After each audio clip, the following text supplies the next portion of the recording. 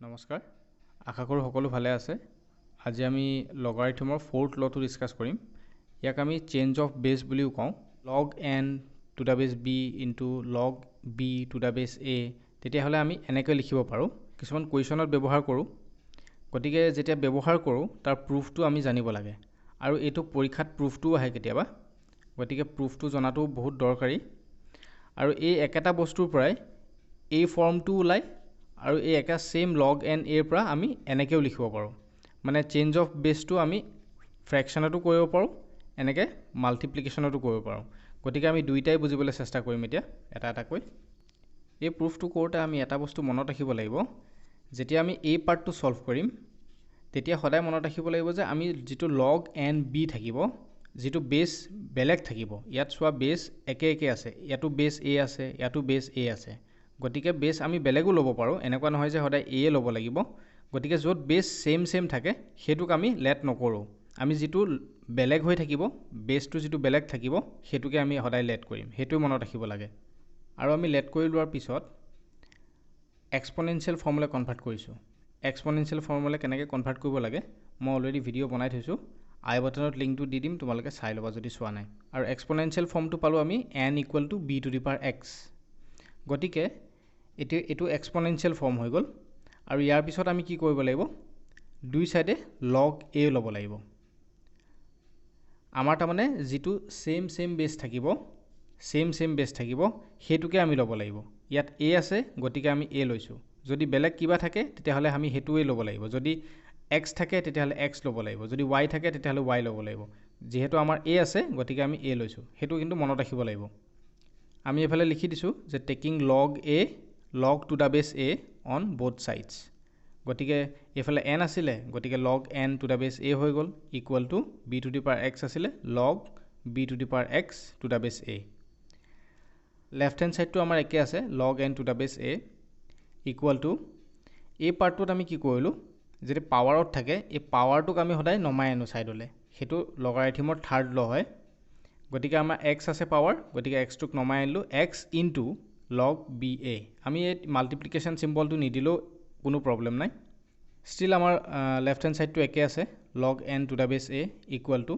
এতিয়া আমি x পালো ইয়াত আৰু x ৰ ভ্যালুটো আমি অলৰেডি ওপৰত লেট কৰি থৈছিলো যে x equals to log n to the base b গতিকে আমি লিখি দিব পাৰো log bn x ৰ জাগাত log bn বুলি লিখি দিব পাৰো into log a b এটো log a b টো অলৰেডি আছে গতিকে আমি দেখিলো যে আমি যেটো বিচাৰিছিলো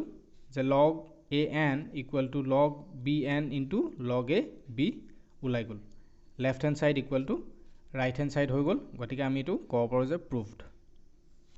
মই স্টাৰ্টিং পাৰ্টটো আকৌ অকমান ৰিপিট কৰি দিছো যেহেতু স্টাৰ্টিং পাৰ্টটো বহুত বেছি ইম্পৰ্টেন্ট হয় আৰু এটো মনত ৰাখিবই লাগিব আৰু যদি স্টাৰ্টিং পাৰ্টটো মনত নাথাকে তেতিয়া হলে সলভ কৰিবলৈ বহুত বেছি দিগদাৰ হ'ব গতিকে সেই পাৰ্টটো আমি বহুত বেছি দৰকাৰী মনত ৰখাটো গতিকে মই আকৌ এবাৰ এক্সপ্লেইন কৰি দিছো ফাৰ্স্ট পাৰ্টটো খালি অকল যেতিয়া আমাক এই পাৰ্টটোৰ পৰা এই পাৰ্টটো প্ৰুফ কৰিবলৈ দিব বা এই পাৰ্টটোৰ পৰা এই পাৰ্টটো প্ৰুফ কৰিবলৈ দিব দুইটাই থাকিব দিয়া থাকিব আমাক left hand side right hand side দুইটা দিয়া থাকিব গতিকে আমি কোনোবা এটা সাইড লৈ পেলাই প্ৰুফ কৰি দেখাব লাগিব আন এটা সাইড আমি ইয়াত সদায় এটা কথা মনত ৰাখিব লাগিব যে যি দুটাৰ বেস একে থাকিব সেম থাকিব সেই দুটাক আমি লব নালাগিব আৰু যেটো বেলেগ বেস থাকিব ইয়াত আছে b যদি বেলেগ কিবাও বেস থাকে c d কিবাও থাকে কাৰণ এটো ভেৰিয়েবল হয় যি কোনো থাকিব পাৰে ইয়াত a আছে কেতিয়াবা হয়তো ইয়াতো b থাকিব পাৰে ইয়াতো b থাকিব পাৰে হেতু কনফিউজ হ'ব নালাগে তোমালোকে বুজি পাইছা সাগে যেটো বেলেগ ভেৰিয়েবল থাকিব ইয়াত a আছে ইয়াতো a আছে ইয়াত b আছে এটো গতিকে বেলেগ হয় গতিকে যেটো বেলেগ ভেৰিয়েবল থাকিব বেলেগ বেস থাকিব হেতুকে আমি লেট কৰিব লাগিব হেতু বহুত ইম্পৰ্টেন্ট হয় এটো মনত ৰাখিবা তোমালোকে আৰু এটা কথা মনত ৰাখিবা যেতিয়া আমি এটো taking log both side log on both side কৰিছো মই log a লৈছো দেখিছা log a কিহৰ কাৰণে লৈছো যেটোটা বেস সেম আছে গতিকে যেটোটা বেস সেম থাকিব হেতুৱে তোমালোকে লবা যদি log c থাকে তেতিয়া log c হ'ব ইয়াত যি থাকিব হেতুৱে আমি লম ইয়াত log a আছে গতিকে আমি log a লৈছো হেতু মন কৰিব লাগিব সদায় যে এনেকে log n to the base a থাকিব তেনেকুৱা নহয় কেতিয়াবা হয়তো বেলেগ ভেৰিয়েবলও দি দিব পাৰে এই বস্তুটো আমি মনত ৰখাটো বহুত বেছি দৰকাৰী এতিয়া আমি ইয়াৰ সেকেন্ড পাৰ্টটো বুজিবলৈ চেষ্টা কৰিম তোমালোকে হয়তো কোৱেশ্যনত ব্যৱহাৰ কৰি আহিছা যে যেতিয়া log n to the base a থাকে তেতিয়া আমি লিখিব পাৰো log n to the base b log a to the base b এই b জায়গাত আমি যিকোনো বেছ ল'ব পাৰোঁ, তেনেকুৱা কোনো কথা নাথাকে। আমি চেম ল'ব লাগে খালি। আমি জেনেৰেলি বেছটো 10 লওঁ, এনে বেলেগ বেছো ল'ব পাৰোঁ, তাৰ কোনো কথা নাই। এতিয়া আমি ইয়াৰ প্ৰুফটো বুজিবলৈ চেষ্টা কৰিম। যেতিয়া আমি এই প্ৰুফটো কৰিম তেতিয়া এটা কথা সদায় মনত ৰাখিব লাগিব যে আমি যিটো ফাৰ্ষ্ট পাৰ্টত কৰি আহিছিলোঁ সেই পাৰ্টটো কিন্তু মুখস্থ থাকিব লাগিব, মনত থাকিব লাগিব। log a n equal to log b n into log a b, এই বস্তুটো মনত ৰাখিব লাগিব। এই বস্তুটো আমি লেট কৰি ল'ব লাগিব আৰু এইটো এটা ইকুৱেশ্যন নাম্বাৰ দি ল'ম আমি, ইকুৱেশ্যন 1 বুলি। যিহেতু আমি এইটো ব্যৱহাৰ কৰিম গতিকে ইকুৱেশ্যন নাম্বাৰ এটা দি লৈছোঁ, তেতিয়া সুবিধা হ'ব আমাৰ। আমি লেট কৰি লোৱাৰ পিছত ছেকেণ্ড ষ্টেপটোত কি কৰিলোঁ, এই যিমানকেইটা n আছে nৰ জেগাত আমি a বহালোঁ। গতিকে আমি ছাইডত লিখিছোঁ যে putting n equal to a। গতিকে log n টু দ্য বেছ a আছিলে, nৰ জেগাত আমি a বহালোঁ। আৰু log n to the base b আছিলে, গতিকে nৰ জেগাত a বহালোঁ। log a to the base b হৈ গ'ল এতিয়া নতুনকৈ, ইনটু log b a। এইটো চেঞ্জ হোৱা নাই, ইয়াত n নাই, গতিকে আমি বহাব নোৱাৰোঁ। আৰু তাৰ পিছৰ ষ্টেপটো এইটো দেখিলোঁ যে log a টু দ্য বেছ a যেতিয়া চেম থাকে, যিকোনো নাম্বাৰ থাকে বা যিকোনো ভেৰিয়েবল থাকে, তেতিয়াহ'লে সদায় আমি জানো যে এইটো 1 হয়। ইয়াৰ ওপৰতো মই অলৰেডি এটা ভিডিঅ' বনাই থৈছোঁ, তোমালোকে যদি চোৱা নাই তোমালোকে চাই ল'বা। আৰু তাৰ পিছৰ ষ্টেপটোত আমি দুইটা ছাইডে log a to the base b ৰে ডিভাইড কৰি দিলোঁ। এইফালে যেতিয়া ডিভাইড কৰিম তেতিয়া 1/log a to the base b হ'ব।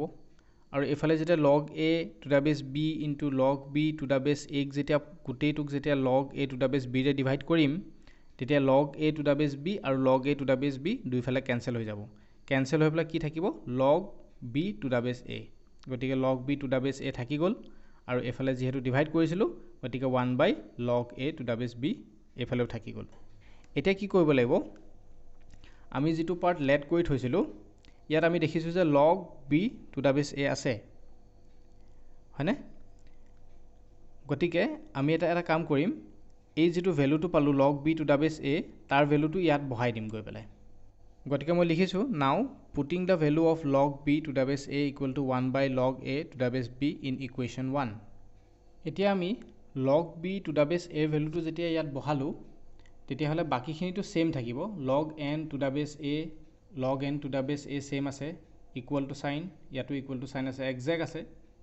log n to the base b, ইয়াতো log n to the base b আছে, into log b two the বেছ a জেগাত কি বহাই দিলোঁ আমি, 1/log a to the base b। গতিকে এইটো বহোৱাৰ পিছত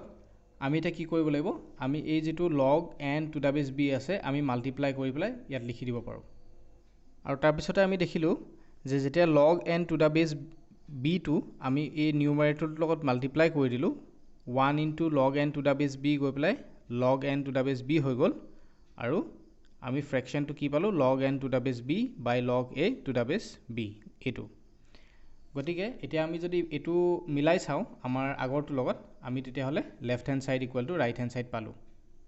দুইটা ছাইডে আমাৰ সমান হৈ গ'ল। আশা কৰোঁ তোমালোকে প্ৰুফটো বুজি পালা। এই প্ৰুফটো ইম্পৰ্টেণ্ট হয়, যিহেতু আমি কুৱেশ্যনতো ব্যৱহাৰ কৰিব লগা হয়।